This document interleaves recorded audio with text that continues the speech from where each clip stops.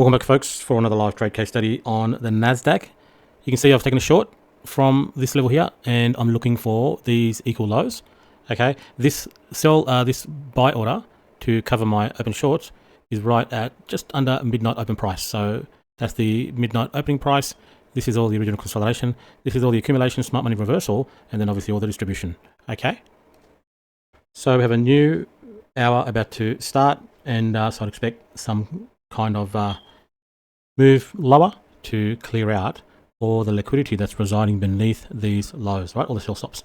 Okay, now let me talk a bit about why I waited to short from this level.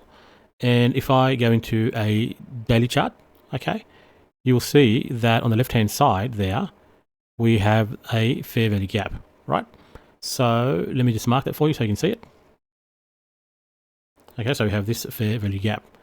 And essentially what I was waiting for was, see, there's a couple of things that are possible. Okay, when the market's above the fair value gap, right, as we were today, so this is the high end of the fair value gap premium, and this is the low end of the fair value gap discount. Now, at some point today, this is the current daily bar, you can see we were above the fair value gap. And so in that instance, the fair value gap can be used to pop down and use as support for repricing higher to liquidity resting above the highs on the left. Okay, so for me to short, I had to wait for the market to get below the fair value gap, right? You can see we're now trading below the premium end of that fair value gap. So I had to wait for the market to get back below the premium end of that fair value gap, and then I use that as resistance. Okay, so we went below the fair value gap, pushed up into it, and that's when I shorted. Okay, so that's why my short was not really late, but it's at a level where it's much higher probability. Okay, now the other reason for me to short at that level was because at that level we also have a fair value gap, right? 15-minute bullish fair value gap. Okay, so you can see it right there, right? And you can see that I've also then waited for the market to drop below the bullish fair value gap, push up into, right, there's my sell order right there, push up into, right, the bullish fair value gap, making that a level of resistance, inversion fair value gap, right? So I will try and position my trades so that they are high probability in terms of price and time. Okay, so this short was put on at 11 a.m. okay, in the new hour. Okay, so it's aligned with time, aligned with price, and aligned with PDRA. So using the premium end of the daily fair value gap as resistance once price is down below, pushing up into the fair value gap premium end and below the bullish fair value gap, right?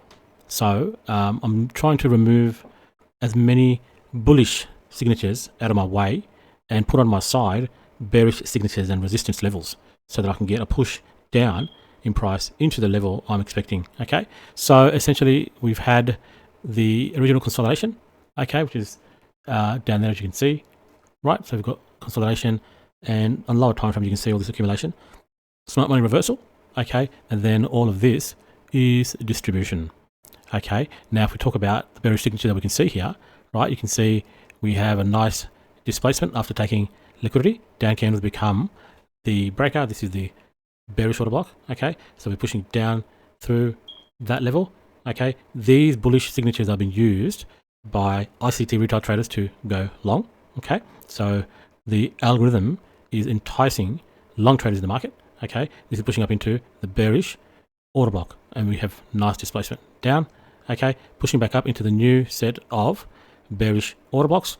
Okay, this is now our mitigation block because we did not, with this swing high, we did not make a higher high. Okay, so this is pushing up into the bearish order block, which are those two up candles. Okay, these two up candles, and the mitigation block, which is this down candle. Right, so we're pushing up into there. Okay, into that bearish signature. All that is happening at the new hour, 11 a.m. Okay, and that's where I'm looking at entering this market for short. It's pushing up into the premium end of the fair value gap and pushing up into this 15-minute inversion fair value gap. Okay, so hopefully that explains to you the entry for the short. Okay, I'm not going to keep this video recording. I'm going to now terminate the video. I'll leave it running. I'll give you a journal at the end. Okay, I won't leave it recording so that I don't take up my computing resources. And I hope the video is useful. Always align your entries with time and price. Okay, that's very, very important. And if I'm taking a short, I want to try and get rid of as many bullish signatures out of my way as possible. Very similar to the long that I did in my last video.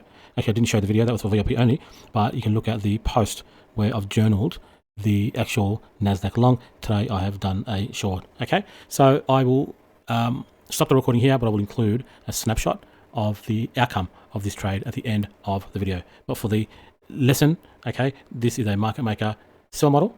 Okay, plenty of opportunities to enter short. I decided to wait until it was very clear and there was enough support on my side in terms of resistance to push prices lower to the objective. Okay, as I've explained in this video.